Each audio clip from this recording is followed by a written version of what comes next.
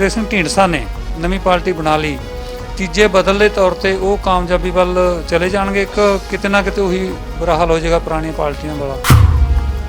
ਜਿਹੜੇ ਵਿਅਕਤੀ 50 ਸਾਲ ਸੱਤਾ ਦਾ ਆਨੰਦ ਮਾਣ ਚੁੱਕੇ ਹੋਣ ਤੇ ਅੱਜ ਉਹ ਨਿਜ਼ਾਮ ਬਦਲਣ ਦੀ ਗੱਲ ਕਰਨ, ਜਿਨ੍ਹਾਂ ਨੇ 50 ਸਾਲਾਂ ਦੇ ਵਿੱਚ ਲੋਕਾਂ ਦੇ ਮੈਂਡੇਟ ਨੂੰ, ਲੋਕਾਂ ਦੇ ਵਿਸ਼ਵਾਸ ਨੂੰ ਢਾਹ ਲਾਈ ਹੋਵੇ, ਕਿਉਂਕਿ ਉਹਨਾਂ ਨੂੰ ਲੋਕਾਂ ਨੇ 3-3 ਲੱਖ ਵੋਟਾਂ ਦੇ ਨਾਲ ਹਰਾਇਆ ਹੋਵੇ, ਤੇ ਉਹ ਫਿਰ ਚੋਰ ਮੋਰੀ ਰਾਹੀਂ ਨੋਮੀਨੇਟ ਹੋ ਕੇ ਆਪਣੀ ਪਾਰਟੀ ਦੇ ਜਿਹੜੇ ਉਹਨਾਂ ਦੇ ਕਹਿ ਲਓ ਬੌਸਸ ਨੇ, ਉਹਨਾਂ ਦੀ ਛਤਰ ਛਾਇਆ ਹੇਠ ਵਜ਼ੀਰੀਆਂ ਵੀ ਲੈ ਲੈਣ, ਮੈਂਬਰ ਪਾਰਲੀਮੈਂਟ ਵੀ ਬਣ ਜਾਣ, ਲੋਕਾਂ ਦੇ ਸਿਰ ਤੇ ਆ ਕੇ ਫੇਰ ਬੈਠ ਜਾਣ, ਤਾਂ ਮੈਂ ਸਮਝਦਾ ਕਿ ਲੋਕ ਕਦੇ ਵੀ ਉਹੋ ਜਿਹੇ ਵਿਅਕਤੀਆਂ ਨੂੰ ਕਬੂਲ ਨਹੀਂ ਕਰਨਗੇ। ਰਾਜਨੀਤੀ ਬਾਬਲ ਕਲਾਂ ਤੇ ਕੋਟਕਪੂਰਾ ਗੋਲੀकांड ਕਾਰਨ ਲੋਕਾਂ ਨੇ ਚੰਗੀ ਤਰ੍ਹਾਂ ਮਤਲਬ ਤਸੱਲੀ ਕਰਾਤੀ ਸੀ, ਜੇ ਆਪਾਂ ਕਹਿਣਾ ਹੋਵੇ।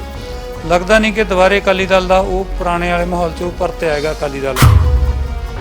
ਇਹ ਆਪਾਂ ਨੂੰ ਪਤਾ ਹੈ ਕਿ ਰਾਜਨੀਤੀ ਦੇ ਵਿੱਚ ਜਦੋਂ ਵੀ ਕਿਤੇ ਪਰਿਵਰਤਨ ਆਉਂਦੇ ਨੇ ਤਾਂ ਯੂਥ ਹੀ ਉਹਦੇ ਲਈ ਰਿਸਪੌਂਸੀਬਲ ਹੁੰਦਾ, ਤੇ ਯੂਥ ਦੀ ਫੋਲੋਇੰਗ ਅੱਜ ਸ਼੍ਰੋਮਣੀ ਅਕਾਲੀ ਦਲ ਬਾਦਲ ਔਰ ਸੁਖਬੀਰ ਬਾਦਲ ਜੀ ਦੀ ਕਾਫੀ ਤੇਜ਼ ਹੈ, ਤੇ ਇਹਦੇ 'ਚ ਕੋਈ ਦੋ ਰਾਏ ਨਹੀਂ ਹੈ, ਇਹਦੇ 'ਚ ਝੂਠ ਨਹੀਂ ਹੈਗਾ ਕੋਈ। ਪਾਰਟੀਆਂ ਕਹਿ ਰਹੀਆਂ ਨੇ, ਸੁਖਦੇਵ ਸਿੰਘ ਢੀਂਡਸਾ ਵੀ ਕਹਿ ਰਿਹਾ ਕਿ ਇੱਕ ਪਰਿਵਾਰਵਾਦ ਦੇ ਜਿਹੜੇ ਗਲਬੇ 'ਚ ਉਹਨੂੰ ਅਕਾਲੀ ਦਲ ਨੂੰ ਕੱਢਣਾ ਹੈ। ਜਿਸ ਤਰ੍ਹਾਂ ਕਾਂਗਰਸ ਪਾਰਟੀ ਨੇ ਵੀ ਇਹ ਗੱਲ ਕਹੀ ਸੀ ਕਿ ਪਰਿਵਾਰਵਾਦ ਨਹੀਂ ਹੋਣਾ, ਪਰ ਉੱਥੇ ਵੀ ਪਰਿਵਾਰਵਾਦ ਹੈ। ਆਪਾਂ ਦੇਖ ਰਹੇ ਹਾਂ ਇੱਕੋ ਹੀ ਫੈਮਿਲੀ ਜਿਹੜੀ ਉਹ ਰੂਲ ਕਰਦੀ ਆ ਰਹੀ ਹੈ। ਇਵੇਂ ਜਿਵੇਂ ਬਾਦਲ ਫੈਮਿਲੀ ਦੇ ਵਿੱਚ ਵੀ ਇਹੀ ਕੁਝ ਹੋ ਰਿਹਾ ਸ਼੍ਰੋਮਣੀ ਅਕਾਲੀ ਦਲ 'ਤੇ, ਆਪਾਂ ਸਾਰੇ ਸਮਝਦੇ ਹਾਂ ਕਿ ਉਹਨਾਂ ਦਾ ਇੱਕ ਪਰਿਵਾਰ ਦਾ ਹੀ ਕਬਜ਼ਾ ਹੈ। ਪਰ ਕੀ ਢੀਂਡਸਾ ਸਾਹਿਬ ਨੇ ਕੋਈ ਵੱਖਰੀ ਗੱਲ ਕਰਨ ਦੀ ਕੋਸ਼ਿਸ਼ ਕੀਤੀ ਹੈ? ਬ੍ਰਹਮਪੁਰਾ ਜੀ ਨੇ ਉਹਨਾਂ 'ਤੇ ਐਲੀਗੇਸ਼ਨ ਲਗਾਏ ਨੇ ਕਿ ਇਹਨਾਂ ਨੇ ਆਪਣੇ ਬੇਟੇ ਨੂੰ ਸੀਐਮ ਬਣਾਉਣ ਦੀ ਖਾਤਰ ਆਪ ਪ੍ਰਧਾਨਗੀ ਲੈਣ ਦੀ ਕੋਸ਼ਿਸ਼ ਕੀਤੀ ਹੈ। ਸੋ ਪਰਿਵਾਰਵਾਦ ਤਾਂ ਇੱਥੇ ਵੀ ਸਾਹਮਣੇ ਆ ਗਿਆ ਹੈ। ਪਰਮਿੰਦਰ ਸਿੰਘ ਢੀਂਡਸਾ 5 ਵਾਰੀ ਐਮਐਲਏ ਬਣੇ ਨੇ, ਇਹ ਵੀ ਕੋਈ ਛੋਟੀ ਜਿਹੀ ਉਮਰ ਦੇ ਵਿੱਚ 5 ਵਾਰੀ ਐਮਐਲਏ ਬਣਨਾ ਇਹ ਵੀ ਕੋਈ ਛੋਟੀ ਗੱਲ ਨਹੀਂ। ਜਦੋਂ ਤੋਂ ਮੈਂ ਰਾਜਨੀਤੀ ਦੇ ਵਿੱਚ ਆ, ਮੈਂ ਹਰ ਵਾਰੀ ਉਹਨਾਂ ਨੂੰ ਬਰਨਾਲਾ ਸਾਹਿਬ ਦੇ ਅਗੇਂਸਟ ਇਲੈਕਸ਼ਨ ਲੜਦਿਆਂ ਦੇਖਿਆ ਸੀ। ਉਹ ਕਦੇ ਵੀ ਜਿੱਤਦੇ ਨਹੀਂ ਸੀ, ਪਰ ਹਾਰ ਕੇ ਉਹਨਾਂ ਨੂੰ ਜਦੀ ਬਰਨਾਲਾ ਸਾਹਿਬ ਦੇ ਬਰਾਬਰ ਉਹਨਾਂ ਨੂੰ ਸੈਂਟਰ ਦੇ ਵਿੱਚ ਅਕਾਲੀ ਦਲ ਜਿਹੜਾ ਨੋਮੀਨੇਟ ਕਰਕੇ ਰਾਜ ਸਭਾ 'ਚ ਭੇਜ ਦਿੰਦਾ ਰਿਹਾ। ਉਹਨਾਂ ਦਾ ਕਹਿਣਾ ਕਿ ਅਕਾਲੀ ਦਲ ਨੂੰ, ਅਕਾਲ ਤਖਤ ਸਾਹਿਬ ਨੂੰ ਤੇ ਐਸਜੀਪੀਸੀ ਨੂੰ ਪਰਿਵਾਰਵਾਦ ਦੇ ਗਲਬੇ 'ਚੋਂ ਕੱਢ ਦੇਣਾ। ਤੁਹਾਨੂੰ ਲੱਗਦਾ ਕਿ ਵਾਕਈ ਕਾਮਯਾਬ ਹੋ ਜਾਣਗੇ? ਐਸਜੀਪੀਸੀ ਇਸ ਵੇਲੇ ਬਹੁਮਤ ਉੱਥੇ ਸਰਦਾਰ ਪ੍ਰਕਾਸ਼ ਸਿੰਘ ਬਾਦਲ ਜੀ ਦਾ ਹੈਗਾ, ਔਰ ਉਸ ਐਸਜੀਪੀਸੀ ਨੂੰ ਕਦੇ ਵੀ ਕੋਈ ਵੀ ਪਾਰਟੀ, ਕੋਈ ਵੀ ਪੰਥਕ ਧਿਰ ਉਹਨਾਂ ਤੋਂ ਆਜ਼ਾਦ ਨਹੀਂ ਕਰਾ ਸਕਦੀ। ਇਹ ਮੇਰਾ ਦਾਅਵਾ ਹੈ। ਤੁਸੀਂ ਤਾਂ ਪ੍ਰਧਾਨਗੀਆਂ ਪਿੱਛੇ ਰੌਲਾ ਪਾ ਕੇ ਆਪਦੇ ਆਪ ਨੂੰ ਤੇੜਾਂ ਪਾ ਲੈਂਦੇ ਹੋ। ਉਸੇ ਵੇਲੇ ਤੁਹਾਡਾ ਜਦੋਂ ਫਰੰਟ ਹੀ ਨਹੀਂ ਬਣਦਾ, ਤੁਹਾਡਾ ਏਕਾ ਹੀ ਨਹੀਂ ਹੁੰਦਾ ਹੈਗਾ, ਤੁਸੀਂ ਕਿਵੇਂ ਉਹਨਾਂ ਨੂੰ ਕੰਬੈਟ ਕਰ ਲਓਗੇ, ਉਹਨਾਂ ਨਾਲ ਕਿਵੇਂ ਲੜ ਲਓਗੇ? ਸੁਖਦੇਵ ਸਿੰਘ ਢੀਂਡਸਾ ਨੇ ਪਾਰਟੀ ਬਣਾਈ ਹੈ, ਉਹਦੇ ਜਿਹੜੇ ਅਕਾਲੀ ਦਲ ਟਕਸਾਲੀ ਦੇ ਕੁਝ ਆਗੂ ਨੇ ਢੀਂਡਸਾ ਨਾਲ ਚਲੇ ਗਏ ਨੇ। ਬ੍ਰਹਮਪੁਰਾ ਨੇ ਕਿਹਾ ਕਿ ਮੇਰੇ ਨਾਲ ਗਦਾਰੀ ਕੀਤੀ, ਮੈਨੂੰ ਬਿਨਾਂ ਦੱਸੇ ਗਏ ਨੇ। ਤੁਹਾਨੂੰ ਕੀ ਲੱਗਦਾ ਕਿ ਉਹਨਾਂ 'ਚ ਅਕਾਲੀ ਦਲ ਟਕਸਾਲੀ ਦੇ ਆਗੂਆਂ 'ਚ ਕਿੰਨਾ 'ਚ ਖੋਟ ਹੈ? ਤੁਹਾਨੂੰ ਪਤਾ ਹੀ ਹੈ ਜਿਹੜੀ ਪੰਥਕ ਪਾਰਟੀਆਂ ਨੇ, ਪੰਥਕ ਧਿਰਾਂ ਨੇ, ਇਹਨਾਂ ਨੇ ਇਕੱਠਿਆਂ ਹੋ ਕੇ ਉਹਦਾ ਕੋਈ ਸੋਲੂਸ਼ਨ ਕੱਢਣ ਦੀ ਕੋਸ਼ਿਸ਼ ਨਹੀਂ ਕੀਤੀ, ਜਿਹਦੇ ਨਾਲ ਇਹ ਆਪਣਾ ਵਿਸ਼ਵਾਸ ਖੋ ਚੁੱਕੇ ਨੇ। ਹੁਣ ਪਬਲਿਕ ਦਾ ਪੰਥ ਦੇ ਨਾਂ ਤੇ ਹੁਣ ਵਿਸ਼ਵਾਸ ਦੁਬਾਰਾ ਜੁੜਨਾ ਜਿਹੜਾ ਬੜਾ ਔਖਾ ਜਿਹਾ ਹੋ ਰਿਹਾ ਹੈ।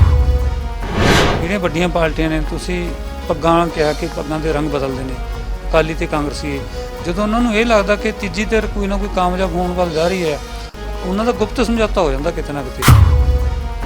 ਇਹ ਜਿਹੜੇ ਆਪਸ 'ਚ ਇੱਕ ਦੂਜੇ ਨੂੰ ਗਾਲੀ ਗਲੋਚ ਕਰਦੇ ਨੇ, ਆਪਸ 'ਚ ਰਿਸ਼ਤੇਦਾਰ ਵੀ ਨੇ, ਔਰ ਇਹਨਾਂ ਦੀਆਂ ਇੰਨੀਆਂ ਅੰਗਲੀਆਂ ਸੰਗਲੀਆਂ ਨੇ ਕਿ ਮਤਲਬ ਕਿ ਲੋਕਾਂ ਨੂੰ ਜ਼ਰੂਰ ਅਸੀਂ ਇਹਨਾਂ ਪਿੱਛੇ ਲੋਕੀ ਘਰਾਂ 'ਚ ਕੰਧਾਂ ਕੱਢ ਦਿੰਦੇ ਨੇ ਕਿ ਇੱਕ ਅਕਾਲੀ ਹੋ ਗਿਆ ਤਾਂ ਦੂਜੇ ਭਰਾ ਨੇ ਕਹਿਣਾ ਕਿ ਨਹੀਂ ਮੈਂ ਤਾਂ ਫਿਰ ਕਾਂਗਰਸ ਨੂੰ ਜਾਊਂਗਾ।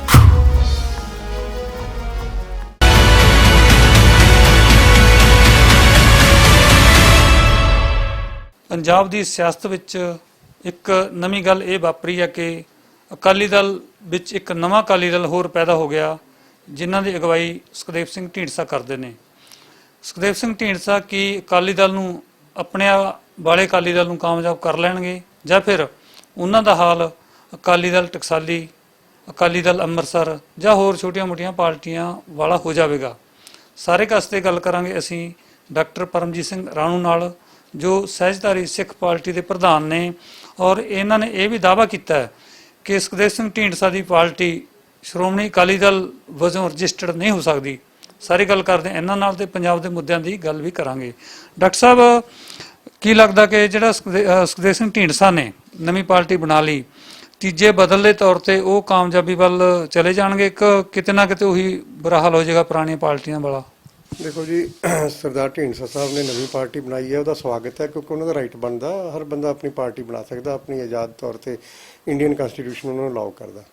ਜਿੱਥੋਂ ਤੱਕ ਗੱਲ ਹੈਗੀ ਉਹਨਾਂ ਦੀ ਕਾਮਯਾਬੀ ਦੀ, ਤਾਂ ਮੈਂ ਪਹਿਲੀ ਗੱਲ ਇਹੀ ਕਹਾਂਗਾ ਕਿ ਜਿਹੜੇ ਵਿਅਕਤੀ 50 ਸਾਲ ਸੱਤਾ ਦਾ ਆਨੰਦ ਮਾਣ ਚੁੱਕੇ ਹੋਣ ਤੇ ਅੱਜ ਉਹ ਨਿਜ਼ਾਮ ਬਦਲਣ ਦੀ ਗੱਲ ਕਰਨ, ਜਿਨ੍ਹਾਂ ਨੇ 50 ਸਾਲਾਂ ਦੇ ਵਿੱਚ ਲੋਕਾਂ ਦੇ ਮੈਂਡੇਟ ਨੂੰ, ਲੋਕਾਂ ਦੇ ਵਿਸ਼ਵਾਸ ਨੂੰ ਢਾਹ ਲਾਈ ਹੋਵੇ, ਕਿਉਂਕਿ ਉਹਨਾਂ ਨੂੰ ਲੋਕਾਂ ਨੇ 3-3 ਲੱਖ ਵੋਟਾਂ ਦੇ ਨਾਲ ਹਰਾਇਆ ਹੋਵੇ, ਤੇ ਉਹ ਫਿਰ ਚੋਰ ਮੋਰੀ ਰਾਹੀਂ ਨੋਮੀਨੇਟ ਹੋ ਕੇ ਕਿ ਆਪਣੀ ਪਾਰਟੀ ਦੇ ਜਿਹੜੇ ਉਹਨਾਂ ਦੇ ਕਹਿ ਲਓ ਬੌਸਸ ਨੇ, ਉਹਨਾਂ ਦੀ ਛਤਰ ਛਾਇਆ ਹੇਠ ਵਜ਼ੀਰੀਆਂ ਵੀ ਲੈ ਲੈਣ, ਮੈਂਬਰ ਪਾਰਲੀਮੈਂਟ ਵੀ ਬਣ ਜਾਣ, ਲੋਕਾਂ ਦੇ ਸਿਰ ਤੇ ਆ ਕੇ ਫੇਰ ਬੈਠ ਜਾਣ, ਤਾਂ ਮੈਂ ਸਮਝਦਾ ਕਿ ਲੋਕ ਕਦੇ ਵੀ ਉਹੋ ਜਿਹੇ ਵਿਅਕਤੀਆਂ ਨੂੰ ਕਬੂਲ ਨਹੀਂ ਕਰਨਗੇ ਰਾਜਨੀਤੀ ਦੇ ਵਿੱਚ। ਪਰ 50 ਸਾਲ ਤੋਂ ਤੁਸੀਂ ਜ਼ਿਆਦਾ ਹੋ ਗਿਆ, 10-15 ਸਾਲ ਤੋਂ ਜ਼ਿਆਦਾ ਇੱਕ ਪਰਿਵਾਰਵਾਦ ਨਾਲ ਪਾਰਟੀ ਜੁੜੀ ਹੈ। ਉਦੋਂ ਜਦੋਂ ਅਸੀਂ ਪਹਿਲਾਂ ਤਾਂ ਜੋ ਅਕਾਲੀ ਦਲ ਸੀ ਉਹ ਇੱਕ ਚੰਗੇ ਲੀਡਰ ਵੀ ਸੀ ਉਹਨਾਂ ਦੇ ਵਿੱਚ, ਔਰ ਪੰਜਾਬ ਦੇ ਹੱਕਾਂ ਦੀ ਗੱਲ ਕਰਦਾ ਰਿਹਾ ਸੀ। ਪਰਿਵਾਰਵਾਦ ਤੋਂ ਜਿਹੜਾ ਹੁਣ ਪਾਰਟੀਆਂ ਕਹਿ ਰਹੀਆਂ ਨੇ, ਸੁਖਦੇਵ ਸਿੰਘ ਢੀਂਡਸਾ ਵੀ ਕਹਿ ਰਿਹਾ ਕਿ ਇੱਕ ਪਰਿਵਾਰਵਾਦ ਦੇ ਜਿਹੜੇ ਗਲਬੇ 'ਚੋਂ ਉਹਨੂੰ ਅਕਾਲੀ ਦਲ ਨੂੰ ਕੱਢਣਾ। ਇਹ ਜਿਹੜਾ ਗੱਲਬਾਤ, ਤੁਸੀਂ ਵੀ 25-30 ਸਾਲ ਹੋ ਗਏ ਸਿਆਸਤ ਦੇ ਵਿੱਚ, ਥੋੜੇ ਟਾਈਮ ਦਾ ਹੀ ਹੈ, ਇਹਦੇ ਬਾਰੇ ਕੀ ਕਹੋਗੇ? ਦੇਖੋ, ਬਿਲਕੁਲ ਤੁਹਾਡੀ ਗੱਲ ਜਾਇਜ਼ ਹੈ ਕਿ ਪਰਿਵਾਰਵਾਦ ਨਹੀਂ ਹੋਣਾ ਚਾਹੀਦਾ। ਜਿਸ ਤਰ੍ਹਾਂ ਕਾਂਗਰਸ ਪਾਰਟੀ ਨੇ ਵੀ ਇਹ ਗੱਲ ਕਹੀ ਸੀ ਕਿ ਪਰਿਵਾਰਵਾਦ ਨਹੀਂ ਹੋਣਾ ਚਾਹੀਦਾ, ਪਰ ਉੱਥੇ ਵੀ ਪਰਿਵਾਰਵਾਦ ਹੈ। ਆਪਾਂ ਦੇਖ ਰਹੇ ਹਾਂ ਇੱਕੋ ਹੀ ਫੈਮਿਲੀ ਜਿਹੜੀ ਉਹ ਰੂਲ ਕਰਦੀ ਆ ਰਹੀ ਹੈ। ਇਵੇਂ ਜਿਵੇਂ ਬਾਦਲ ਫੈਮਿਲੀ ਦੇ ਵਿੱਚ ਵੀ ਇਹੀ ਕੁਝ ਹੋ ਰਿਹਾ। ਸ਼੍ਰੋਮਣੀ ਅਕਾਲੀ ਦਲ ਤੇ ਆਪਾਂ ਸਾਰੇ ਸਮਝਦੇ ਹਾਂ ਕਿ ਉਹਨਾਂ ਦਾ ਇੱਕ ਪਰਿਵਾਰ ਦਾ ਹੀ ਕਬਜ਼ਾ ਹੈ। ਪਰ ਕੀ ਢੀਂਡਸਾ ਸਾਹਿਬ ਨੇ ਕੋਈ ਵੱਖਰੀ ਗੱਲ ਕਰਨ ਦੀ ਕੋਸ਼ਿਸ਼ ਕੀਤੀ ਹੈ? ਬ੍ਰਹਮਪੁਰਾ ਜੀ ਨੇ ਉਹਨਾਂ ਤੇ ਐਲੀਗੇਸ਼ਨ ਲਗਾਏ ਨੇ ਕਿ ਇਹਨਾਂ ਨੇ ਆਪਣੇ ਬੇਟੇ ਨੂੰ ਸੀਐਮ ਬਣਾਉਣ ਦੀ ਖਾਤਰ ਆਪ ਪ੍ਰਧਾਨਗੀ ਲੈਣ ਦੀ ਕੋਸ਼ਿਸ਼ ਕੀਤੀ ਹੈ। ਸੋ ਪਰਿਵਾਰਵਾਦ ਤਾਂ ਇੱਥੇ ਵੀ ਸਾਹਮਣੇ ਆ ਗਿਆ ਹੈਗਾ। ਸੋ ਪਰਿਵਾਰਵਾਦ ਦੀ ਗੱਲ ਜਿਹੜੀ ਹੈਗੀ ਆ, ਬਿਲਕੁਲ ਤੁਹਾਡੀ ਦਰੁਸਤ ਹੈ, ਪਰ ਪਰਿਵਾਰਵਾਦ ਹਰ ਪਾਰਟੀ ਦੇ ਵਿੱਚ ਪਨਪ ਰਿਹਾ ਹੈਗਾ। ਇਹ ਇੱਕ ਦੁਖਦਾਇਕ ਪਾਰਟ ਹੈਗਾ। ਜਿਹੜਾ ਤੁਸੀਂ ਮੀਡੀਆ 'ਚ ਖੁੱਲੇ ਰੂਪ 'ਚ ਕਿਹਾ ਕਿ ਸੁਖਦੇਵ ਸਿੰਘ ਢੀਂਡਸਾ 3-3 ਲੱਖ ਵੋਟਾਂ ਨਾਲ ਹਾਰਦੇ ਰਹੇ ਨੇ, ਪਰ ਇੱਕ ਤੱਥ ਇਹ ਵੀ ਹੈ ਪਰਮਿੰਦਰ ਸਿੰਘ ਢੀਂਡਸਾ 5 ਵਾਰੀ ਐਮਐਲਏ ਬਣੇ ਨੇ। ਇਹ ਵੀ ਕੋਈ ਛੋਟੀ ਜਿਹੀ ਉਮਰ ਦੇ ਵਿੱਚ 5 ਵਾਰੀ ਐਮਐਲਏ ਬਣਨਾ, ਇਹ ਵੀ ਕੋਈ ਛੋਟੀ ਗੱਲ ਨਹੀਂ। ਦੇਖੋ, ਜਦੋਂ ਇੱਕ ਵਿਅਕਤੀ ਦੇ ਸਿਰ ਦੇ ਉੱਪਰ ਉਹਨਾਂ ਦੇ ਫਾਦਰ ਦੀ ਛਤਰ ਛਾਇਆ ਹੋਵੇ, ਜਿਹੜੇ ਕਿ ਸੈਂਟਰ ਦੇ ਵਜ਼ੀਰ ਹੋਣ, ਪਾਰਲੀਮੈਂਟੇਰੀਅਨ ਹੋਣ, ਤਾਂ ਨੈਚੁਰਲ ਆ ਉਹਨਾਂ ਦਾ ਆਧਾਰ ਉਸ ਵੇਲੇ ਬਣ ਵੀ ਜਾਂਦਾ ਤੇ ਉਹ ਐਮਐਲਏ ਦੀ ਸੀਟ ਦੇ ਵਿੱਚ ਕਾਮਯਾਬ ਵੀ ਹੋਏ ਨੇ। ਪਰ ਐਮਪੀ ਤਾਂ ਕਦੇ ਉਹ ਜਿੱਤੇ ਨਹੀਂ। ਜਦੋਂ ਤੋਂ ਮੈਂ ਰਾਜਨੀਤੀ ਦੇ ਵਿੱਚ ਆ, ਮੈਂ ਹਰ ਵਾਰੀ ਉਹਨਾਂ ਨੂੰ ਬਰਨਾਲਾ ਸਾਹਿਬ ਦੇ ਅਗੇਂਸਟ ਇਲੈਕਸ਼ਨ ਲੜਦਿਆਂ ਦੇਖਿਆ ਸੀ। ਉਹ ਕਦੇ ਵੀ ਜਿੱਤਦੇ ਨਹੀਂ ਸੀ, ਪਰ ਹਾਰ ਕੇ ਉਹਨਾਂ ਨੂੰ ਜਦੀ ਬਰਨਾਲਾ ਸਾਹਿਬ ਦੇ ਬਰਾਬਰ ਉਹਨਾਂ ਨੂੰ ਸੈਂਟਰ ਦੇ ਵਿੱਚ ਅਕਾਲੀ ਦਲ ਜਿਹੜਾ ਨੋਮੀਨੇਟ ਕਰਕੇ ਰਾਜ ਸਭਾ 'ਚ ਭੇਜ ਦਿੰਦਾ ਰਿਹਾ। ਅੱਜ ਦੇ ਜੇ ਮਾਹੌਲ ਦੀ ਗੱਲ ਕਰੀਏ, ਸੁਖਦੇਵ ਸਿੰਘ ਢੀਂਡਸਾ ਇੱਕ ਪਰਨ ਕਰਕੇ ਚੱਲੇ ਨੇ। ਉਹਨਾਂ ਦਾ ਕਹਿਣਾ ਕਿ ਅਕਾਲੀ ਦਲ ਨੂੰ, ਅਕਾਲ ਤਖਤ ਸਾਹਿਬ ਨੂੰ ਤੇ ਐਸਜੀਪੀਸੀ ਨੂੰ ਪਰਿਵਾਰਵਾਦ ਦੇ ਗਲਬੇ 'ਚੋਂ ਕੱਢ ਦੇਣਾ। ਤੁਹਾਨੂੰ ਲੱਗਦਾ ਕਿ ਵਾਕਈ ਕਾਮਯਾਬ ਹੋ ਜਾਣਗੇ ਕਿ ਨਹੀਂ ਹੋ ਜਾਣਗੇ?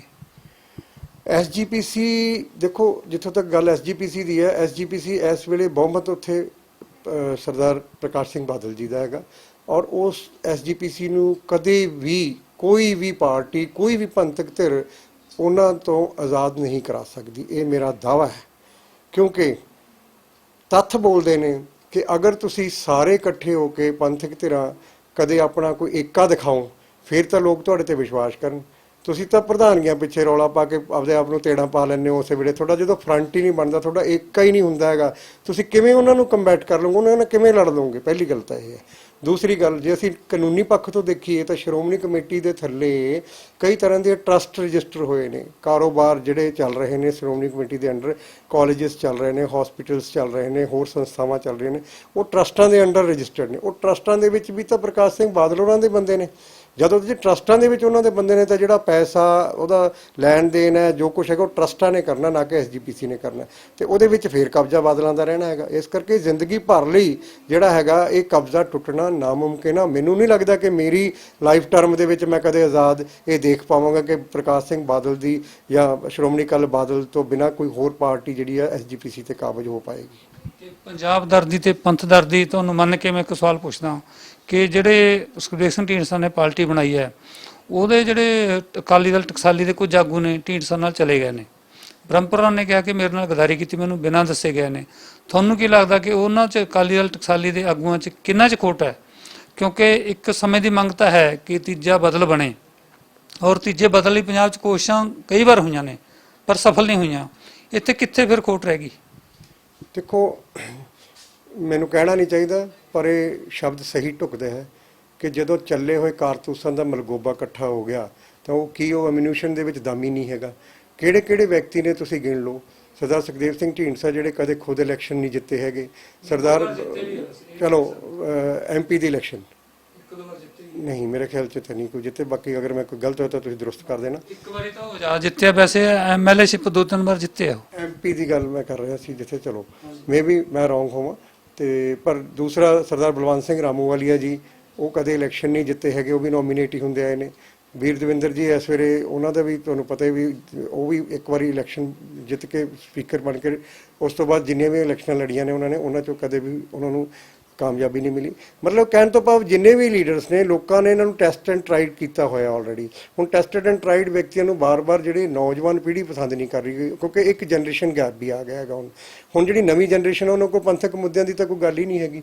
ਨਵੀਂ ਜਨਰੇਸ਼ਨ ਨੂੰ ਤਾਂ ਆਪਣੀਆਂ ਜੌਬਸ ਚਾਹੀਦੀਆਂ ਨੇ, ਸਿਕਿਉਰਿਟੀਜ਼ ਚਾਹੀਦੀਆਂ ਨੇ, ਆਪਣੇ ਪਰਿਵਾਰਾਂ ਦੀਆਂ ਸੁਰੱਖਿਆਵਾਂ ਚਾਹੀਦੀਆਂ ਨੇ, ਸਿਹਤ ਸੇਵਾਵਾਂ ਜਿਹੜੀਆਂ ਨੇ ਉਹਨਾਂ ਦੇ ਵਿੱਚ ਜਿਹੜੀ ਖੜੋਤ ਆਈ ਹੈ ਉਹਨੂੰ ਦੂਰ ਕਰਨ ਵਾਸਤੇ ਲੋਕ ਜੂਝ ਰਹੇ ਨੇ। ਆਹ ਪੈਂਡੇਮਿਕ ਮਹਾਮਾਰੀ ਨੇ ਜਿਹੜਾ ਹੈਗਾ ਹੋਰ ਜ਼ਿਆਦਾ ਲੋਕਾਂ ਨੂੰ ਮਤਲਬ ਕਿ ਕਹਿ ਲਓ ਵੀ ਉਹਨਾਂ ਦਾ ਡਾਊਨਫਾਲ ਆਇਆ ਹੈਗਾ। ਔਰ ਅੱਗੋਂ ਕਿਸਾਨਾਂ ਦਾ ਮਾਮਲਾ ਹੈਗਾ ਤੇ ਮਜ਼ਦੂਰਾਂ ਦੇ ਮਸਲੇ ਹੈਗੇ ਨੇ। ਤੇ ਇਹ ਪੰਥਕ ਮੁੱਦੇ ਤਾਂ ਮੁੱਦੇ ਹੀ ਨਹੀਂ ਰਹਿਣੇ ਹੈਗੇ ਆਉਣ ਵਾਲੀ ਇਲੈਕਸ਼ਨਾਂ ਦੇ ਵਿੱਚ। ਤੇ ਪੰਥ ਦੇ ਮੁੱਦੇ ਜਿਹੜੇ ਨੇ ਉਹ ਤੁਹਾਨੂੰ ਪਤਾ ਹੀ ਹੈ, ਜਿਹੜੀ ਪੰਥਕ ਪਾਰਟੀਆਂ ਨੇ, ਪੰਥਕ ਧਿਰਾਂ ਨੇ, ਇਹਨਾਂ ਨੇ ਇਕੱਠਿਆਂ ਹੋ ਕੇ ਉਹਦਾ ਕੋਈ ਸੋਲੂਸ਼ਨ ਕੱਢਣ ਦੀ ਕੋਸ਼ਿਸ਼ ਨਹੀਂ ਕੀਤੀ, ਜਿਹਦੇ ਨਾਲ ਇਹ ਆਪਣਾ ਵਿਸ਼ਵਾਸ ਖੋ ਚੁੱਕੇ ਨੇ। ਹੁਣ ਪਬਲਿਕ ਦਾ ਪੰਥ ਦੇ ਨਾਂ ਤੇ ਹੁਣ ਵਿਸ਼ਵਾਸ ਦੁਬਾਰਾ ਜੁੜਨਾ ਜਿਹੜਾ ਬੜਾ ਔਖਾ ਜਿਹਾ ਹੋ ਰਿਹਾ ਹੈਗਾ। ਡਾਕਟਰ ਸਾਹਿਬ, ਪੰਜਾਬ ਦੀਆਂ ਆਪਾਂ 3 ਉਹ ਵੱਡੀਆਂ ਪਾਰਟੀਆਂ ਦੀ ਗੱਲ ਕਰ ਲਈਏ, ਆਮ ਆਦਮੀ ਪਾਰਟੀ, ਕਾਂਗਰਸ ਤੇ ਅਕਾਲੀ ਦਲ, ਬਾਦਲ। ਇਹ ਚੋਂ ਜੇ ਤੁਸੀਂ ਹੁਣ ਪੰਜਾਬ ਦੀਆਂ ਜਿਹੜੀਆਂ ਮੰਗਾਂ ਦੀ ਗੱਲ ਕੀਤੀ ਹੈ, ਇਹ ਮੰਗਾਂ ਨੂੰ ਵਧੀਆ ਢੰਗ ਨਾਲ ਹੱਲ ਕਰਾਉਣਾ ਜਾਂ ਉਹ ਮਸਲੇ ਹੱਲ ਕਰਨ ਲਈ ਕਿਹੜੀ ਪਾਰਟੀ 'ਚ ਤੁਹਾਨੂੰ ਦਮ ਲੱਗਦਾ ਹੈ ਤਿੰਨਾਂ 'ਚ? ਦੇਖੋ, ਮੈਂ ਖੋਖਰ ਸਾਹਿਬ ਇੱਕ ਗੱਲ ਕਹਾਂਗਾ ਕਿ ਪੰਜਾਬ ਦਾ ਇੱਕ ਦੁਖਾਂਤ ਕਹਿ ਲਓ ਜਾਂ ਸਾਡੀ ਬਦਕਿਸਮਤੀ ਕਹਿ ਲਓ ਪੰਜਾਬੀਆਂ ਦੀ, ਕਿ ਇੱਥੇ ਹਮੇਸ਼ਾ 2 ਹੀ ਪਾਰਟੀਆਂ ਨੇ ਰਾਜ ਕੀਤਾ ਹੈਗਾ, ਕਦੇ ਅਕਾਲੀ ਦਲ ਤੇ ਕਦੇ ਕਾਂਗਰਸ ਪਾਰਟੀ। ਕਹਿ ਸਕਦਾ ਕਿ ਕਦੇ ਚਿੱਟੀਆਂ ਪੱਗਾਂ ਵਾਲੇ ਤੇ ਕਦੇ ਨੀਲੀਆਂ ਪੱਗਾਂ ਵਾਲੇ। ਇੱਥੇ ਪਗੜੀ ਪਰਿਵਰਤਨ ਹੀ ਹੋਏ ਨੇ, ਖੋਪੜੀ ਪਰਿਵਰਤਨ ਕਦੇ ਨਹੀਂ ਹੋਇਆ ਹੈਗਾ, ਦਿਮਾਗ ਦਾ ਪਰਿਵਰਤਨ ਕਦੇ ਨਹੀਂ ਹੋਇਆ। ਇੱਕ ਵਾਰੀ ਹੁਣ ਕੋਸ਼ਿਸ਼ ਕੀਤੀ ਸੀ ਆਮ ਆਦਮੀ ਪਾਰਟੀ, ਇੱਕ ਤੀਜੀ ਧਿਰ ਲੋਕਾਂ ਨੂੰ ਨਜ਼ਰ ਆਈ ਸੀਗੀ, ਪਰ ਉੱਥੇ ਵੀ ਉਹਨਾਂ ਦਾ ਆਪਸ ਵਿੱਚ ਜਿਹੜਾ ਸੀ ਥਵਾਕ ਨਾ ਹੋਣ ਕਰਕੇ ਉਹਦੇ 'ਚ ਵੀ ਉਹ ਕਾਮਯਾਬ ਨਹੀਂ ਹੋ ਸਕੇ। ਤੁਹਾਡੇ ਸਾਹਮਣੇ ਆ।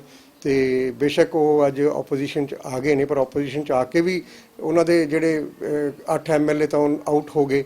ਤੇ ਇਹ ਮੈਂ ਕਹਿਣਾ ਚਾਹੁੰਦਾ ਕਿ ਦੇਖੋ, ਪੰਜਾਬ ਦੇ ਵਿੱਚ 4 MP ਬਣੇ ਸੀ ਆਮ ਆਦਮੀ ਪਾਰਟੀ ਦੇ, ਸਾਰੇ ਇੰਡੀਆ ਨਾਲੋਂ। ਕੇਜਰੀਵਾਲ ਜੀ ਉਹਨਾਂ ਨੂੰ ਚਾਰਾਂ ਨੂੰ ਇਕੱਠੇ ਨਹੀਂ ਰੱਖ ਸਕੇ ਹੈਗੇ। ਇਹ ਇੱਕ ਬੜਾ ਦੁਖਾਂਤ ਹੈ। ਇੱਥੇ ਮਤਲਬ ਐਸੀਆਂ ਸਿਚੁਏਸ਼ਨਸ ਪੈਦਾ ਹੋਈਆਂ ਪੰਜਾਬ ਦੇ ਵਿੱਚ ਕਿ ਪੰਜਾਬ ਚਾਹੁੰਦਾ ਹੈ ਪੰਜਾਬ, ਪਰ ਲੇਕਿਨ ਪੰਜਾਬੀ ਵੀ ਚਾਹੁੰਦੇ ਨੇ ਕਿ ਇੱਥੇ ਬਦਲ ਹੋਵੇ, ਪਰ ਸਾਨੂੰ ਇੱਕ ਆਪਸ਼ਨ ਨਹੀਂ ਮਿਲ ਰਿਹਾ, ਚੁਆਇਸ ਨਹੀਂ ਮਿਲ ਰਹੀ।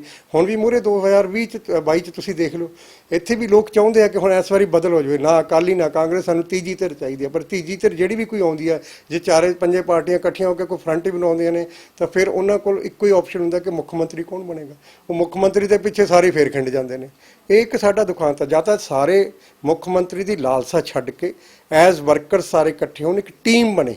ਇਹ ਟੀਮ ਬਣੇ, ਉਹ ਟੀਮ ਕਹੇ ਕਿ ਸਾਡੀ ਪੰਜਾਬ ਟੀਮ ਹੈ। ਇਹ 'ਚ ਜਦੋਂ ਜਿੱਤ ਕੇ ਆ ਜਾਣਗੇ, ਜਿੰਨੇ MLA ਆ ਜਾਣਗੇ, ਉਹਨਾਂ 'ਚੋਂ ਫਿਰ ਫੈਸਲਾ ਕਰ ਲੈਣ ਵੀ ਕਿਹੜਾ ਬੰਦਾ CM ਦੇ ਲਾਇਕ ਹੈਗਾ ਉਹਨਾਂ 'ਚੋਂ।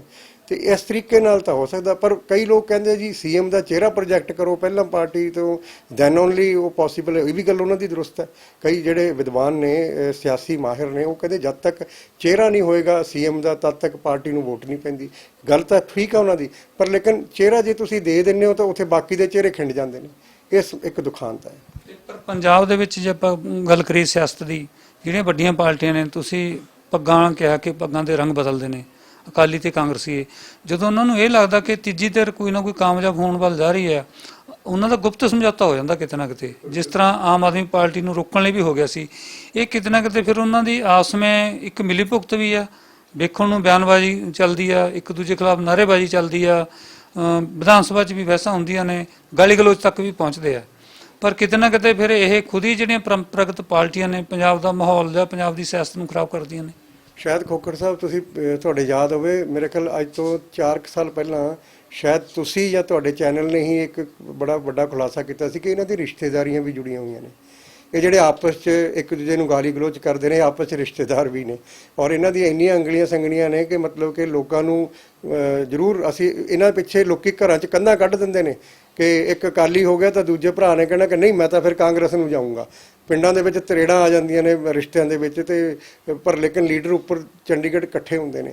ਸੋ ਮੈਂ ਇਹੀ ਕਹਾਂਗਾ ਕਿ ਤੁਹਾਡੀ ਗੱਲ ਬਿਲਕੁਲ ਦਰੁਸਤ ਆ ਕਿ ਜਦੋਂ ਇਹ ਦੇਖਦੇ ਨੇ ਕਿ ਤੀਜੀ ਧਿਰ ਕੋਈ ਕਾਮਯਾਬ ਨਾ ਹੋ ਜਾਏ ਤੇ ਅੰਦਰ ਖਾਤੇ ਇਹਨਾਂ ਦੇ ਸਮਝੌਤੇ ਵੀ ਹੋ ਜਾਂਦੇ ਨੇ।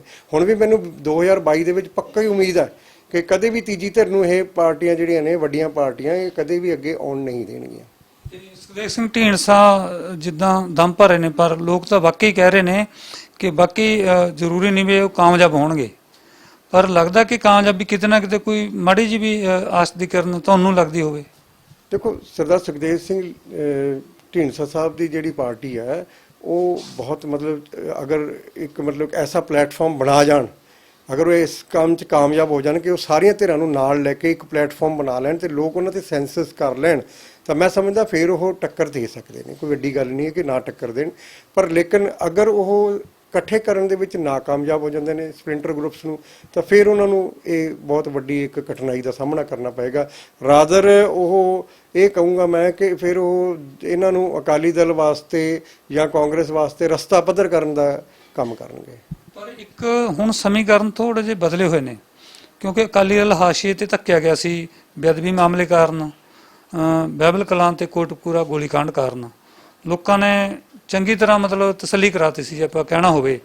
ਲੱਗਦਾ ਨਹੀਂ ਕਿ ਦੁਬਾਰੇ ਅਕਾਲੀ ਦਲ ਦਾ ਉਹ ਪੁਰਾਣੇ ਵਾਲੇ ਮਾਹੌਲ 'ਚ ਉਹ ਪਰਤ ਆਏਗਾ। ਅਕਾਲੀ ਦਲ ਕਿਤੇ ਨਾ ਕਿਤੇ ਖੱਪਾ ਹੈ ਅਕਾਲੀ ਪੋਲਿਟਿਕਸ ਦਾ, ਉਹ ਖੱਪਾ ਹੋ ਸਕਦਾ ਇਹ ਢੀਂਡਸਾ ਭਰ ਦੇਣ। ਦੇਖੋ ਇੱਕ ਗੱਲ ਮੈਨੂੰ ਪਤਾ ਹੈ ਕਿ ਜਿਹੜਾ ਸ਼੍ਰੋਮਣੀ ਅਕਾਲੀ ਦਲ ਹੈ ਇੱਕ ਕੇਡਰ ਬੇਸਡ ਪਾਰਟੀ ਆ, ਔਰ ਇਹਨਾਂ ਕੋਲ ਕੇਡਰ ਕਾਫੀ ਸਟਰੋਂਗ ਆ। ਐਸੀ ਗੱਲ ਨਹੀਂ, ਅੱਜ ਦੀ ਡੇਟ ਦੇ ਵਿੱਚ ਵੀ ਇਹਨਾਂ ਦਾ ਕੇਡਰ ਖਤਮ ਨਹੀਂ ਹੋਇਆ। ਤੁਸੀਂ ਇਹਨਾਂ ਦੀ ਰੈਲੀਆਂ ਦੇ ਇਕੱਠ ਦੇਖ ਲਓ ਜਾਂ ਇਹਨਾਂ ਦੀ ਫੋਲੋਇੰਗ ਦੇਖ ਲਓ, ਤੇ ਇਹ ਜਿਹੜੀ ਪਬਲਿਕ ਮੈਮਰੀ ਆ, ਲੋਕਾਂ ਦੀ ਜਿਹੜੀ ਯਾਦ ਸ਼ਕਤੀ ਹੈ ਬਹੁਤ ਥੋੜ੍ਹੀ ਹੈ। ਅੱਜ ਬਾਈਬਲ ਕਲਾਂ ਦੇ ਮਾਮਲੇ ਤੇ ਜੋ ਜਿਨ੍ਹਾਂ ਨਾਲ ਵਾਪਰੀਆਂ ਨੇ ਜਾਂ ਜਿਹੜੇ ਲੋਕਾਂ ਦੇ ਦਿਲੋਂ ਭਾਵਨਾਵਾਂ ਜੁੜੀਆਂ ਨੇ, ਉਹ ਲੋਕ ਜ਼ਰੂਰ ਪੰਥ ਦੇ ਲਈ ਦਰਦ ਰੱਖਦੇ ਹੋਏ ਇਕੱਠੇ ਹੋ ਜਾਂਦੇ ਆ। ਲੇਕਿਨ ਅਗਰ ਅਸੀਂ ਜਨਰਲ ਪਬਲਿਕ ਦੀ ਗੱਲ ਕਰੀਏ ਤਾਂ ਜਨਰਲ ਪਬਲਿਕ ਦੀ ਇੱਕੋ ਇੱਕ ਉਹਨਾਂ ਦਾ ਮੰਗ ਹੁੰਦੀ ਆ ਕਿ ਢਿੱਡੇ ਪਈਆਂ ਨਾ ਰੋਟੀਆਂ ਤੇ ਸਾਰੀਆਂ ਗੱਲਾਂ ਖੋਟੀਆਂ।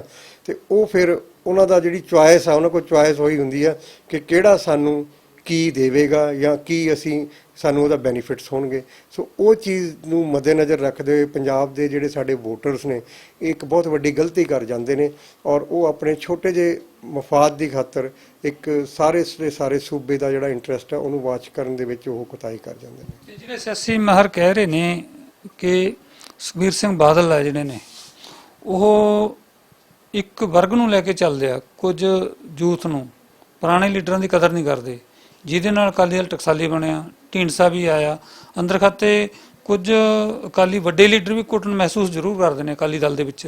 ਤੁਹਾਨੂੰ ਲੱਗਦਾ ਕਿ ਸੁਖਬੀਰ ਸਿੰਘ ਬਾਦਲ ਜਦ ਆਪਣੀ ਪਾਲਿਸੀ ਚੇਂਜ ਕਰਨਗੇ, ਲੋਕਾਂ ਦਾ ਆਪਣੇ ਸੀਨੀਅਰ ਲੀਡਰਾਂ ਦਾ ਰਿਗਾਰਡ ਕਰਨ ਲੱਗਣ, ਜੇ ਉਹ ਪੁਰਾਣੇ ਰਾਹਾਂ ਤੇ ਚੱਲਦੇ ਰਹੇ ਹੋ ਸਕਦਾ ਉਹਨਾਂ ਨੂੰ ਕਾਮਯਾਬੀ ਨਾ ਮਿਲੇ? ਖੋਖਰ ਸਾਹਿਬ, ਅੱਜ ਦਾ ਜਿਹੜਾ ਯੁੱਗ ਹੈ, ਯੁੱਗ ਪਰਿਵਰਤਨ ਹੋ ਚੁੱਕਾ ਹੈ ਬਹੁਤ ਜ਼ਿਆਦਾ। ਅੱਜ ਆਪਣੇ ਘਰਾਂ ਦੇ ਵਿੱਚ ਵੀ ਅਸੀਂ ਦੇਖ ਲਈਏ ਤਾਂ ਸਾਡੀ ਜਿਹੜੀ ਔਲਾਦ ਹੈ ਉਹ ਵੀ ਸ਼ਾਇਦ ਬਜ਼ੁਰਗਾਂ ਦਾ ਉਸ ਵੇ ਨਾਲ ਸਤਿਕਾਰ ਨਹੀਂ ਕਰਦੀ ਹੈਗੀ, ਔਰ ਨਾ ਹੀ ਉਹਨਾਂ ਨੂੰ ਫੋਲੋ ਕਰਦੀ ਹੈ। ਉਹਨਾਂ ਦੇ ਤਰੀਕੇ ਰਹਿਣ ਸਹਿਣ, ਉਹਨਾਂ ਦੇ ਸਮਾਜ ਦੇ ਵਿੱਚ ਵਿਚਰਨ ਦੇ ਤਰੀਕੇ ਉਹ ਸਭ ਵੱਖੋ ਵੱਖਰੇ ਹੋ ਚੁੱਕੇ ਨੇ। ਔਰ ਬਜ਼ੁਰਗਾਂ ਦਾ ਜਿਹੜੀ ਸੋਚ ਹੈ ਉਹਨੂੰ ਇਹ ਸਮਝਦੇ ਕਿ ਸ਼ਾਇਦ ਹੁਣ ਬਜ਼ੁਰਗ ਹੋ ਗਏ ਨੇ ਜਾਂ ਇਹਨਾਂ ਦੀ ਸੋਚ ਜਿਹੜੀ ਹੈ ਸਾਡੇ ਮੁਤਾਬਕ ਨਹੀਂ ਹੈਗੀ। ਔਰ ਅੱਜ ਜਿਹੜਾ ਯੂਥ ਹੈ, ਯੂਥ ਹੀ ਪਰਿਵਰਤਨ ਲਿਆਉਂਦਾ। ਇਹ ਆਪਾਂ ਨੂੰ ਪਤਾ ਹੈ ਕਿ ਰਾਜਨੀਤੀ ਦੇ ਵਿੱਚ ਜਦੋਂ ਵੀ ਕਿਤੇ ਪਰਿਵਰਤਨ ਆਉਂਦੇ ਨੇ ਤਾਂ ਯੂਥ ਹੀ ਉਹਦੇ ਲਈ ਰਿਸਪੌਂਸੀਬਲ ਹੁੰਦਾ। ਤੇ ਯੂਥ ਦੀ ਫੋਲੋਇੰਗ ਅੱਜ ਸ਼੍ਰੋਮਣੀ ਅਕਾਲੀ ਦਲ ਬਾਦਲ ਔਰ ਸੁਖਬੀਰ ਬਾਦਲ ਜੀ ਦੀ ਕਾਫੀ ਤੇਜ਼ ਹੈ, ਤੇ ਇਹਦੇ 'ਚ ਕੋਈ ਦੋ ਰਾਏ ਨਹੀਂ ਹੈ, ਇਹਦੇ 'ਚ ਝੂਠ ਨਹੀਂ ਹੈਗਾ ਕੋਈ। ਤੇ ਸਰਦਾਰ ਸੁਖਦੇਵ ਸਿੰਘ ਢੀਂਡਸਾ ਜੀ ਹੋ ਗਏ ਜਾਂ ਬ੍ਰਹਮਪੁਰਾ ਜੀ ਹੋ ਗਏ, ਉਹਨਾਂ ਨੂੰ ਸ਼ਾਇਦ ਯੂਥ ਉਹਨਾਂ ਨਹੀਂ ਫੋਲੋ ਕਰੇਗਾ। ਸੋ ਇਸ ਕਰਕੇ ਇਹ ਠੀਕ ਹੈ, ਸਰਦਾਰ ਸੁਖਬੀਰ ਸਿੰਘ ਬਾਦਲ ਜੀ ਦੇ ਵਿੱਚ ਚੇਂਜਸ ਉਹਨਾਂ ਨੂੰ ਲਿਆਉਣੀਆਂ ਵੀ ਪੈਣੀਆਂ। ਓਲਡ ਲੀਡਰਸ ਨੂੰ ਤੁਸੀਂ ਨਕਾਰ ਨਹੀਂ ਸਕਦੇ ਹੈਗੇ, ਉਹਨਾਂ ਦਾ ਜਿਹੜਾ ਮਾਣ ਮਰਿਆਦਾ, ਉਹਨਾਂ ਦੀ ਰਿਸਪੈਕਟ ਆ, ਉਹ ਡਿਊ ਰਿਸਪੈਕਟ ਉਹਨਾਂ ਨੂੰ ਦੇਣੀ ਪਏਗੀ। ਪਰ ਲੇਕਿਨ ਨਾਲ ਨਾਲ ਜਿਹੜਾ ਯੂਥ ਦੀ ਪਕੜ ਹੈ ਉਹਨੂੰ ਇਹਨਾਂ ਨੇ ਕਾਫੀ ਮਜ਼ਬੂਤ ਕੀਤਾ ਹੋਇਆ। ਤੁਸੀਂ ਦੇਖ ਲਓ ਅੱਜ ਵੀ ਪਿੰਡਾਂ ਦੇ ਵਿੱਚ ਵੀ ਜਿਹੜਾ ਇਹਨਾਂ ਦਾ ਯੂਥ ਅਕਾਲੀ ਦਲ ਹੈ ਜਾਂ ਇਹਨਾਂ ਦੀ ਜਿਹੜੀਆਂ ਆਰਗੇਨਾਈਜੇਸ਼ਨਸ ਹੈਗੀਆਂ ਨੇ ਯੂਥ ਨਾਲ ਰਿਲੇਟਡ, ਉਹ ਆਪਦਾ ਕੰਮ ਉਵੇਂ ਜਿਵੇਂ ਕਰ ਰਹੀਆਂ ਨੇ। ਪਰ ਯੂਥ ਤਾਂ ਆਮ ਆਦਮੀ ਪਾਰਟੀ ਨਾਲ ਬਹੁਤ ਲੱਗਿਆ ਸੀ, ਉਹਨਾਂ ਨੂੰ ਵੀ ਸਫਲਤਾ ਨਹੀਂ ਮਿਲੀ। ਉਹਨਾਂ ਨੂੰ ਇਹ ਲੱਗਦਾ ਸੀ ਕਿ ਯੂਥ ਕਰਕੇ ਅਸੀਂ ਜਿੱਤ ਜਾਵਾਂਗੇ, ਕਿਤੇ ਨਾ ਕਿਤੇ ਆਮ ਆਦਮੀ ਪਾਰਟੀ ਦਾ ਬੁਰਾ ਹਾਲ ਹੋ ਗਿਆ। ਪਰ ਯੂਥ ਵਾਲੀ ਜਿਹੜੀ ਤੁਸੀਂ ਗੱਲ ਕਹਿ ਰਹੇ ਹੋ, ਪਰ ਦੂਜੀਆਂ ਵੋਟਾਂ ਵੀ ਪੰਜਾਬ ਦੇ ਵਿੱਚ ਬਹੁਤ ਜ਼ਿਆਦਾ ਨੇ, ਇਕੱਲਾ ਯੂਥ ਦੀਆਂ ਨਹੀਂ। ਆਮ ਆਦਮੀ ਪਾਰਟੀ ਦੇ ਯੂਥ ਵਾਲੀ ਗੱਲ ਜਿਹੜੀ ਤੁਸੀਂ ਗੱਲ ਕੀਤੀ ਹੈ ਬਿਲਕੁਲ ਦਰੁਸਤ ਕੀਤੀ ਹੈ, ਪਰ ਲੇਕਿਨ ਇਹ ਹੈਗਾ ਕਿ ਜਿੱਥੇ ਜਿਹਨੂੰ ਕਹਿ ਸਕਦੇ ਆਪਾਂ ਇੱਕ ਓਵਰ ਐਂਬੀਸ਼ੀਅਸਨੈਸ ਹੋ ਜਾਵੇ, ਜਿੱਥੇ ਇੱਕ ਵਿਅਕਤੀ ਇਹ ਸੋਚਣ ਲੱਗ ਜਾਏ ਕਿ ਮੈਂ ਸੀਐਮ ਦਾ ਦਾਅਵੇਦਾਰ ਬਣ ਜਾਵਾਂ ਕਿਸੇ ਤਰੀਕੇ ਨਾਲ, ਤੇ ਉਹ ਦੂਜਿਆਂ ਨੂੰ ਠਿੱਬੀ ਲਾਉਣ ਲੱਗ ਜਾਵੇ, ਉੱਥੇ ਆਪਣੇ ਆਪ ਲਈ ਇੰਟਰਨਲ ਪੋਲਿਟਿਕਸ ਜਿਹੜੀ ਆ ਉਹੀ ਮਾਰ ਦਿੰਦੀ ਆ ਪਾਰਟੀ ਨੂੰ। ਪਾਰਟੀ ਨੂੰ ਬਾਹਰੋਂ ਨਹੀਂ ਕੋਈ ਮਾਰਦਾ, ਪਾਰਟੀ ਨੂੰ ਅੰਦਰੋਂ ਹੀ ਮਾਰ ਪੈਂਦੀ ਹੈ ਜਿਹੜੀ ਪੈਂਦੀ ਹੈਗੀ, ਤੇ ਉਹ ਚੀਜ਼ਾਂ ਦੇ ਨਾਲ ਵੀ ਕਾਫੀ ਆਮ ਆਦਮੀ ਪਾਰਟੀ ਦਾ ਨੁਕਸਾਨ ਹੋਇਆ।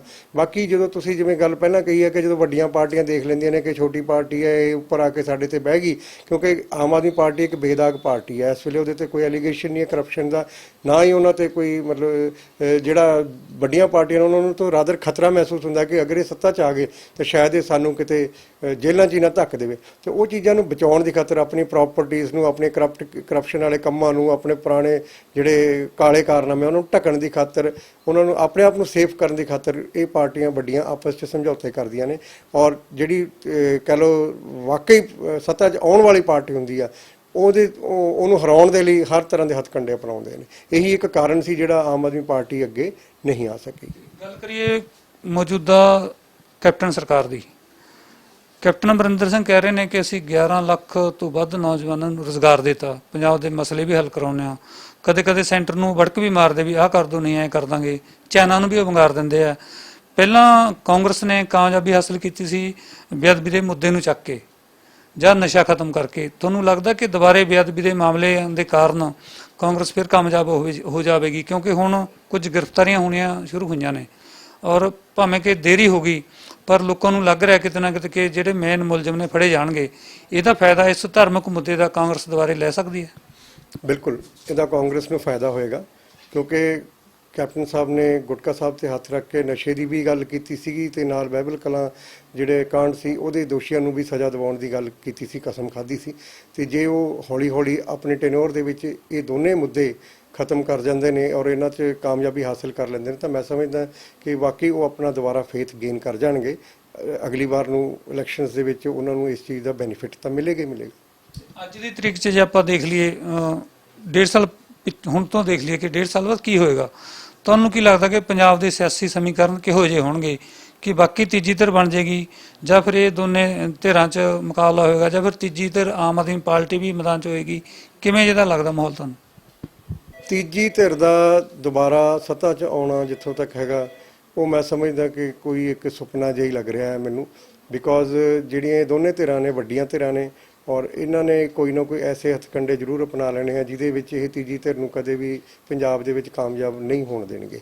ਔਰ ਠੀਕ ਹੈ ਕਿ ਜਿਹੜੀਆਂ ਆਪਾਂ ਗੱਲਾਂ ਕੀਤੀਆਂ ਇਹਨਾਂ ਗੱਲਾਂ ਦੇ ਨਾਲ ਲੱਗਦਾ ਤਾਂ ਹੈਗਾ ਕਿ ਅਗਰ ਕੈਪਟਨ ਸਾਹਿਬ ਥੋੜੀ ਜਿਹੀ ਆਪਣੀ ਪਕੜ ਮਾਸਸ ਦੇ ਵਿੱਚ, ਪਬਲਿਕ ਦੇ ਵਿੱਚ, ਗਰਾਊਂਡ ਦੇ ਵਿੱਚ ਬਣਾਉਣ ਦੀ ਕੋਸ਼ਿਸ਼ ਕਰਨ, ਵਰਕਰਸ ਨੂੰ ਜਿਹੜਾ ਹੈਗਾ ਉਹਨਾਂ ਦੇ ਕੰਮ ਕਰਾਉਣ ਔਰ ਉਹਨਾਂ ਨੂੰ ਪਾਵਰਾਂ ਦੇਣ, ਸਰਕਾਰ ਦੇ ਜਿਹੜੇ ਅਫਸਰ ਨੇ ਉਹਨਾਂ ਨੂੰ ਹਦਾਇਤ ਕੀਤੀ ਜਾਵੇ ਕਿ ਵਰਕਰਾਂ ਦੀ ਸੁਣਵਾਈ ਹੋਵੇ ਔਰ ਸਾਡੇ ਜਿਹੜੇ ਐਮਐਲਏਜ਼ ਨੇ, ਇਲੈਕਟਡ ਰਿਪਰੈਜ਼ੈਂਟੇਟਿਵਸ ਨੇ, ਉਹਨਾਂ ਦੀ ਰਿਸਪੈਕਟ ਬਣੇ, ਤਾਂ ਫਿਰ ਮੈਂ ਸਮਝਦਾ ਕਿ ਕਾਂਗਰਸ ਜਿਹੜੀ ਆਪਣੀ ਪਕੜ ਬਣਾ ਸਕੇਗੀ ਦੁਬਾਰਾ ਪੰਜਾਬ ਦੇ ਵਿੱਚ। ਅਦਰਵਾਈਜ਼ ਹਾਲੇ ਇਸ ਵੇਲੇ 1.5 ਸਾਲ ਪਹਿਲਾਂ ਇਹ ਗੱਲ ਕਹਿਣੀ ਬਹੁਤ ਇੱਕ ਮਤਲਬ ਔਖੀ ਜੀ ਗੱਲ ਹੈ ਕਿ ਕਾਂਗਰਸ ਦੁਬਾਰਾ ਆਪਣੀ ਗੇਮ ਬਣਾ ਪਾਏਗੀ ਕਿ ਨਹੀਂ ਬਣਾ ਪਾਏਗੀ। ਇੱਕ ਪਾਰਟੀਆਂ ਦੇ ਅੰਦਰੂਨੀ ਰਾਜ ਹੁੰਦੇ ਆ। ਪਹਿਲਾਂ ਲੋਕ ਕਹਿ ਰਹੇ ਸੀ ਕਿ ਸੁਖਦੇਵ ਸਿੰਘ ਢੀਂਡਸਾ ਨੂੰ ਬੀਜੇਪੀ ਚੱਕ ਰਹੀ ਹੈ, ਕਿ ਬੀਜੇਪੀ ਸਮਝੌਤਾ ਕਰੇਗੀ ਸੁਖਦੇਵ ਸਿੰਘ ਢੀਂਡਸਾ ਨਾਲ, ਅਕਾਲੀ ਦਲ ਨੂੰ ਛੱਡ ਦੇਣਾ, ਕਿਉਂਕਿ ਬੀਜੇਪੀ ਵੱਲੋਂ ਆ ਰਹੀਆਂ ਨੇ ਪੰਜਾਬ ਦੇ ਵਿੱਚ ਕਿ ਅਸੀਂ ਸੀਟਾਂ ਵੱਧ ਲੈਣੀਆਂ ਨੇ।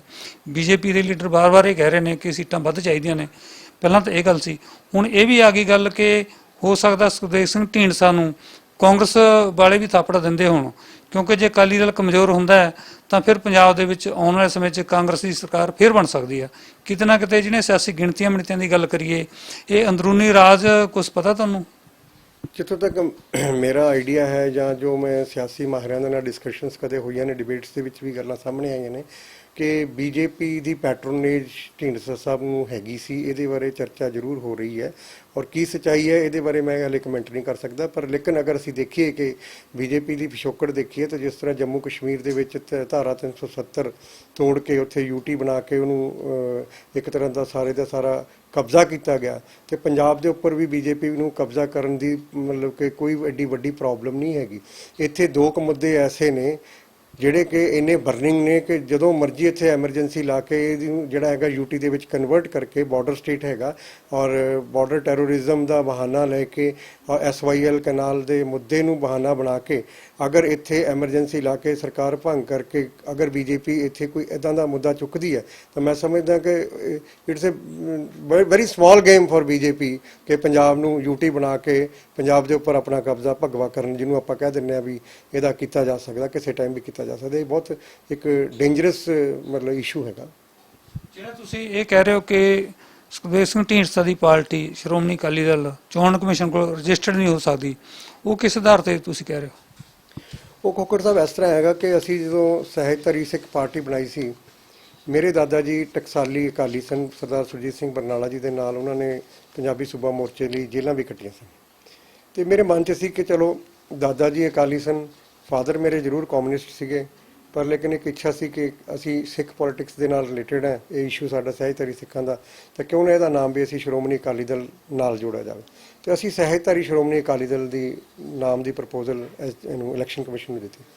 ਪਰ ਫਿਰ ਸਾਨੂੰ ਇੱਕ ਲੈਟਰ ਆਇਆ ਉਹਨਾਂ ਦਾ ਇਲੈਕਸ਼ਨ ਕਮਿਸ਼ਨ ਦਾ, ਜਿਹਦੇ 'ਚ ਉਹਨਾਂ ਨੇ ਆਬਜੈਕਸ਼ਨ ਲਾਤਾ ਕਿ ਜਿਹੜਾ ਸਹਿਜਧਾਰੀ ਸ਼੍ਰੋਮਣੀ ਅਕਾਲੀ ਦਲ ਆ ਉਹ ਰਿਜ਼ੈਂਬਲ ਕਰਦਾ ਵਿਦ ਸ਼੍ਰੋਮਣੀ ਅਕਾਲੀ ਦਲ, ਔਰ ਸ਼੍ਰੋਮਣੀ ਅਕਾਲੀ ਦਲ ਇੱਕ ਸਾਡੇ ਕੋਲ ਰਜਿਸਟਰਡ ਸਟੇਟ ਪੋਲੀਟੀਕਲ ਪਾਰਟੀ ਹੈਗੀ ਆ, ਇਸ ਕਰਕੇ ਤੁਹਾਨੂੰ ਨਾਮ ਬਦਲਣਾ ਪਏਗਾ। ਤੇ ਸਾਨੂੰ ਇਹਦਾ ਨਾਮ ਬਦਲਣਾ ਪਿਆ। ਸੋ ਅਗਰ ਢੀਂਡਸਾ ਸਾਹਿਬ ਦਾ ਸ਼੍ਰੋਮਣੀ ਅਕਾਲੀ ਦਲ ਨਾਮ ਪ੍ਰਪੋਜ਼ ਹੋ ਕੇ ਜਾਂਦਾ ਹੈਗਾ ਇਲੈਕਸ਼ਨ ਕਮਿਸ਼ਨ ਕੋਲ, ਤਾਂ ਉਹਨਾਂ ਤੇ ਵੀ ਇਹੀ ਸੇਮ ਆਬਜੈਕਸ਼ਨ ਲੱਗੇਗਾ, ਔਰ ਇਸ ਆਬਜੈਕਸ਼ਨ ਦੇ ਤਹਿਤ ਉਹਨਾਂ ਨੂੰ ਕਦੇ ਵੀ ਰਜਿਸਟ੍ਰੇਸ਼ਨ ਨਹੀਂ ਮਿਲ ਸਕਦੀ ਹੈਗੀ। ਨੰਬਰ 2, ਅਗਰ ਉਹ ਨਾਮ ਦੇ ਨਾਲ ਡੈਮੋਕ੍ਰੈਟਿਕ ਵਰਡ ਵੀ ਲਾਉਂਦੇ ਨੇ ਤੇ ਅਗਰ ਫਿਰ ਰਜਿਸਟਰ ਹੋ ਜਾਂਦਾ ਉਹਨਾਂ ਦਾ, ਫਿਰ ਸਾਡਾ ਦਾਵਾ ਖੜਾ ਹੋ ਜਾਂਦਾ ਕਿ ਅਸੀਂ ਸਹਿਜਧਾਰੀ ਵਰਡ ਲਾਇਆ ਤੇ ਉਹਨਾਂ ਨੇ ਡੈਮੋਕ੍ਰੈਟਿਕ ਲਾਇਆ, ਤਾਂ ਸਾਡਾ ਰਜਿਸਟਰ ਕਿਉਂ ਨਹੀਂ ਹੋਇਆ ਹੈਗਾ। ਸੋ ਅਸੀਂ ਆਪਣੀ ਦਾਅਵੇਦਾਰੀ ਵੀ ਕਰਾਂਗੇ ਉਸ ਮਾਮਲੇ 'ਤੇ। ਪਰ ਅਕਾਲੀ ਦਲ ਟਕਸਾਲੀ, ਸ਼੍ਰੋਮਣੀ ਅਕਾਲੀ ਦਲ ਟਕਸਾਲੀ ਦੀ ਵੀ ਰਜਿਸਟ੍ਰੇਸ਼ਨ ਹੋਈ ਹੈ ਚੋਣ ਕਮਿਸ਼ਨ ਕੋਲ।